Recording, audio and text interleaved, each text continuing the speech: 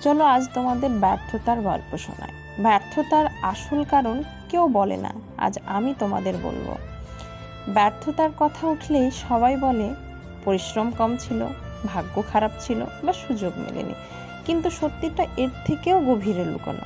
ব্যর্থতার আসল কারণ অনেক সময় ভয়। ভয় মানুষকে শুরু করতেই দেয় না, ভয় মানুষকে নিজের সামর্থ্য দেখাতে বাধা দেয়। আর একটা বড় কারণ হলো নিজের ওপর বিশ্বাসের অভাব। যখন মানুষ নিজেই নিজের ওপর বিশ্বাস করতে পারে না, তখন সফল হওয়ার রাস্তায় সে আগেই হেরে যায়। কেউ বলে না, বারবার মানুষের কথা শুনে নিজের স্বপ্ন ছেড়ে দেওয়াটাও ব্যর্থতার কারণ। কেউ বলে না, সবাইকে খুশি করতে গিয়ে নিজেকে ভুলে যাওয়াও ব্যর্থতার কারণ। ব্যর্থতা মানে শেষ নয়, ব্যর্থতা মানে শেখার সুযোগ। যেদিন তুমি নিজের ভুলের আসল কারণটা বুঝতে পারবে, সেই দিন থেকেই সফলতা